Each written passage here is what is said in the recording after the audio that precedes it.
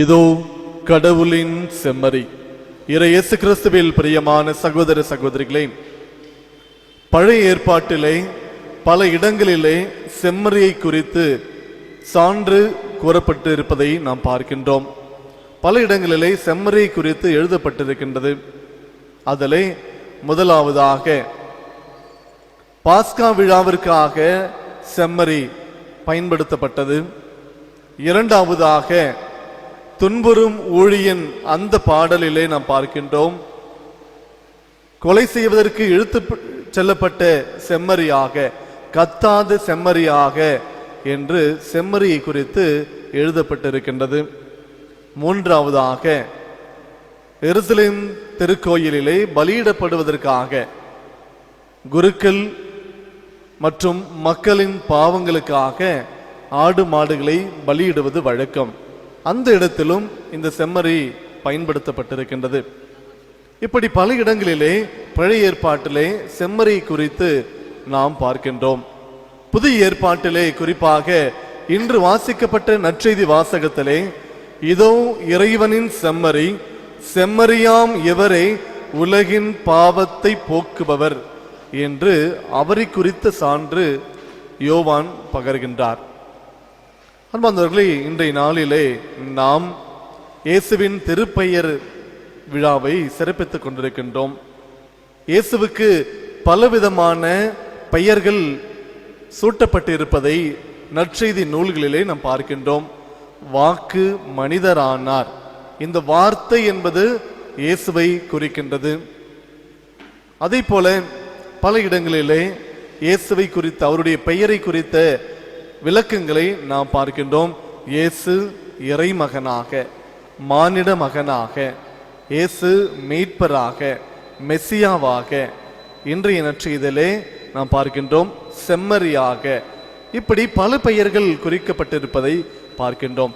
இயேசுவின் பெயருக்கு ஏற்ப அவர் நம்முடைய பாவங்களை போக்க வந்த மெசியாவாக அவர் செயல்பட்டார் என்பதை நம்மால் மறுக்க முடியாது. இன்றைய இந்த இறைவனின் செம்மறி என்கின்ற பெயரை குறித்து சிந்திக்க உங்களை அன்போடு அழைக்கின்றேன்.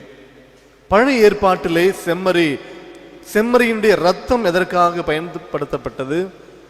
மக்களுடைய பாவத்தை போக்குவதற்காக இந்த செம்மறியினுடைய ரத்தம் சிந்தப்பட்டது. புனித யோவான் நற்செய்தியாளர் தன்னுடைய நற்செய்தியிலே இயேசுவை இதோ இறைவனின் செம்மறி என்று சொல்வதன் வழியாக இயேசு உலகின் பாவங்களை தன்னுடைய இரத்தத்தின் வழியாக சிந்தி நமக்கு மீட்பை கொண்டு வர வந்தவர் என்பதை அவர் சுட்டிக்காட்டுகின்றார். பழைய ஏற்பாட்டு அந்த பலி பொருள், பலி செலுத்துபவர் வெவ்வேறாக இருந்தது. பலி செலுத்துபவர் குருக்களாகவும் பலி பொருளாக செம்மறியாகவும் பயன்படுத்தப்பட்டது. ஆனால் புதிய ஏற்பாட்டு உடன்படிக்கையிலே நாம் பார்க்கின்றோம், பலி செலுத்தியவரும் இயேசுதான், பலி பொருளும் இயேசுதான். இப்படி இயேசுவே பலியாகவும் பலி செலுத்துபவராகவும் விளங்கி நம்முடைய பாவங்களை போக்க வந்தவராக இருக்கின்றார். ஒவ்வொரு முறையும் திருப்பலியிலே நாம் நற்கருணை வாங்குவதற்கு முன்பாக குருவானவர் அப்பத்தை உடைத்து இரண்டாக பிட்டு உயர்த்தி பிடித்து இதோ இறைவனின் செம்மறி, இதோ உலகின் பாவங்களை போக்குகின்றவர் என்று சொல்வதனுடைய அர்த்தம் என்ன, அதனுடைய உண்மையான பொருள், மறைபொருள் என்ன என்பதை நாம் பார்க்கின்ற பொழுது, கிறிஸ்து ஒருவரே, அவர் மட்டும்தான் முழுமையான மனிதராக இருந்து நம்முடைய பாவத்தை போக்க வல்லவர் என்பதை குறிக்கின்றது. தொடக்கத்திலே முழுமையான மனிதன், பெர்ஃபெக்ட் ஹியூமன் பீயிங் என்று சொன்னால் ஆதாம் ஏவாளை நாம் சொல்ல முடியும். ஏனென்றால் அவர்கள் கடவுளுடைய அருள் நிலையிலே அவர்கள் வாழ்ந்து வந்தார்கள். எப்பொழுது அவர்கள் பாவம் செய்தார்களோ அப்பொழுதுதான் அவர்கள் அருள் நிலையிலிருந்து கடவுளுக்கும் மனிதனுக்கும் இடையே அந்த உறவு நிலையிலே ஏற்பட்ட விரிசல் ஏற்பட்டது. அந்த விரிசலை சரி செய்தான் இயேசு வந்தார். ஆக தொடக்க காலகட்டத்திலே அவர்கள் முதல் பெற்றோர் அருள் நிலையில் இருந்தார்கள்.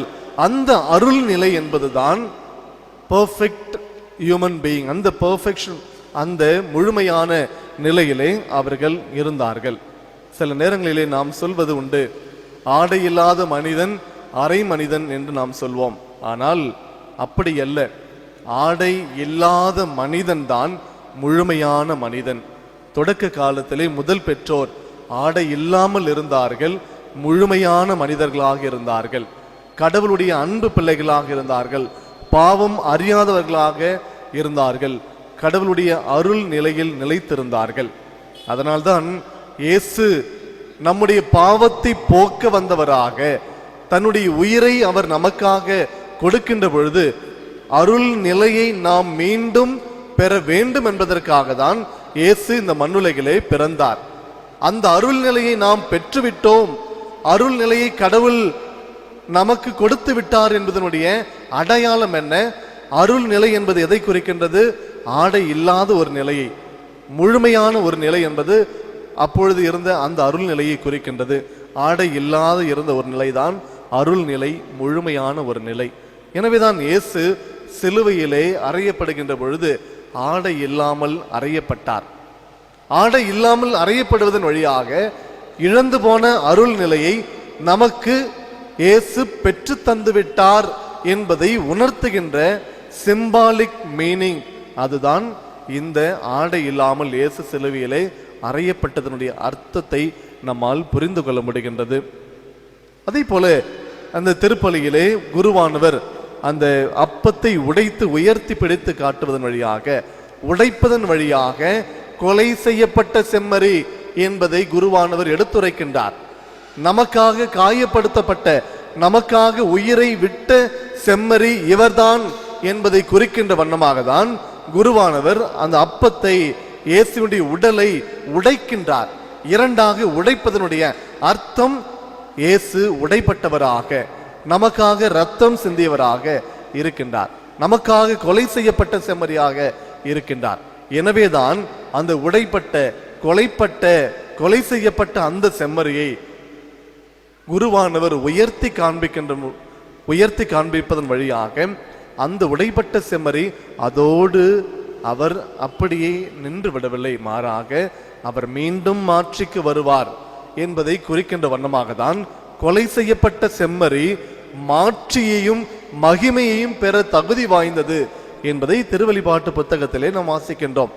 இந்த செம்மறி தான் மாட்சி மகிமை பெற தகுதி வாய்ந்தது என்பதை குறிக்கின்ற வண்ணமாக அவர் மீண்டும் அரசராக வருவார், மீண்டும் நம்மை தீர்ப்பு வழங்க அவர் வருவார் என்பதை குறிக்கின்ற வண்ணமாக தான் கொலை செய்யப்பட்ட செம்மறி என்று குருவானவர் அந்த உடைப்பட்ட செம்மறியை உடைப்பதன் வழியாக அதோடு நின்று விடவில்லை, தூக்கி உயர்த்தி காட்டுவதன் வழியாக இந்த செம்மறிதான் நமக்காக நம்முடைய பாவத்தை போக்குகின்றவர் என்பதை குருவானவர் மிக அழகாக, இதோ இறைவனின் செம்மறி, இதோ உலகின் பாவங்களை போக்குகின்றவர் என்று சொல்வதன் வழியாக அவர் மீண்டும் நமக்காக நம்மை நடுத்தீர்க்க வரக்கூடிய அரசராக அவர் வருவார், மீண்டும் மாட்சிக்கு எழும்புவார், மீண்டும் உயர்த்தப்படுவார் என்பதை சிம்பாலிக்காக குருவானவர் செயல்படுத்துகின்றார் அந்த திருப்பலியிலே.